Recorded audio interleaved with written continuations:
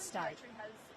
Sorry, maybe let me finish and then we can... The Northern Territory has made an announcement that they won't have trans women in female prisons. Will you look to enact something similar here? I've got no announcements to make on that matter today. Just on a similar issue, are you comfortable with the fact that kids in Victoria are able to socially transition their gender at school without their parents' knowledge or consent, and without any safeguards in place to ensure that the child who's been deemed a mature minor to make that decision and the teacher who's made the decision to deem the child a mature minor are aware of the consequences and serious risks that that decision involves? So, Rachel, are you giving an example or providing a proposition? I don't know whether you saw the story that the Australian no, published sorry, I on haven't Monday. read the story in the Australian. It was quite extensive. We had a representative group from a parents group who said that this decision is being made indiscriminately in Victorian schools. And Indiscriminately? And that there are a number. Widespread, is it? Is that the claim? That's a quote, yeah. Okay, yeah. right. And this is a parent whose child has been in one of these situations. So when we should do this on every matter, whether it's issues around community safety, discussions around the importance of treaty, respecting our multicultural communities, or indeed the serious and deeply personal matters around kids who are working through the challenges of being a kid today, their adolescence. They might be questioning their identity. They might be thinking about their gender and how they fit into our community. We should come to all of these debates and discussions in a responsible way. One that does not put reckless misinformation into the public debate that causes harm. Are you accusing if you can let me finish, Rachel. Rachel, if you can let me finish, and I'll happily come back. Well, maybe not happily, but I'll come back and answer your question. It is a responsibility on all of us, those who stand behind the microphone and answer the questions, and those who ask the questions, to ensure that in raising these matters, they are matters that can be raised, but they are done so in a respectful way, in an accurate way, that does not bring greater harm to people in our community. And on this matter particularly, this is particularly important that we come to these discussions in a responsible way, because we know that transgender kids are 15 times more likely to commit suicide.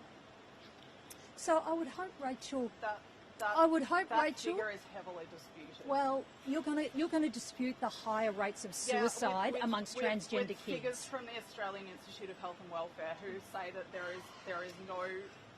are no credible statistics on that they don't have the data to verify that. Rachel, I'm not going to engage with you in a debate about the different levels of the rate of suicide amongst transgender kids. I am just not. That is just so deeply irresponsible. You're the one who raised that issue. Because the data that I have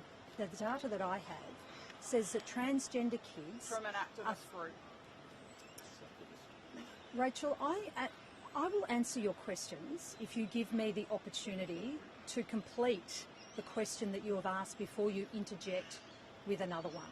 So if we can have this responsible discussion, that would be the most appropriate way, and then we can finish up this press conference. And this is, I think, as I was saying, the data says that transgender kids are 15 times more likely to commit suicide than the rest of the child population. And so when they are coming to these challenges, these challenging issues around their identity, who they are in our society, they deserve our love and support. They deserve information, a health system that supports them, a school system that supports them. They do not deserve, for the purposes of ideological campaigning and the politics of division, to have this sort of commentary run, because it hurts, it harms. And Rachel, I am not going to engage with you on this, because it is a deeply disrespectful way that you have presented a most serious a most serious issue that so many families are grappling with in our community. Premier, I've been speaking to parents, medical experts and legal experts. No one is attempting to be disrespectful. Everyone I've spoken to, and the opinion, and certainly my pure motivation in this is concern for the children involved, and that's the motivation. So I don't quite understand why you're accusing me of being disrespectful. And is that what you're doing? Are you accusing me of being disrespectful? Are you accusing the parents and legal and medical experts who are concerned about this as being Rachel, disrespectful? I think not letting me answer your questions is not respecting the conduct of a press conference. Just another one on gambling. Is there any time frame on when that mandatory with-carded play will be rolled out more broadly yet? I'll have to get the Minister to come back to you on that. You're getting quite emotional about this issue, Premier. Is it something close to you, or what's, I guess, driving that feeling? Yeah, well, I created the portfolio of a Minister for Children for a reason, because I want all kids to have the opportunity to learn and grow, be safe, to have access to a good quality education, but also to be strong, proud participants in our community.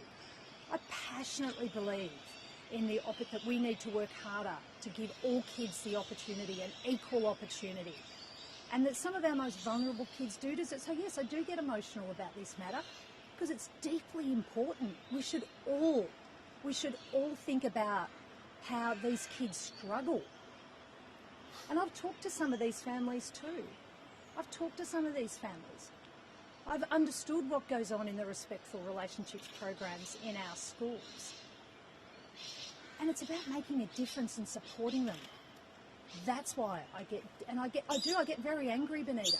I get very, very angry when kids are put at greater risk because of reckless, dangerous commentary. All right, thank you.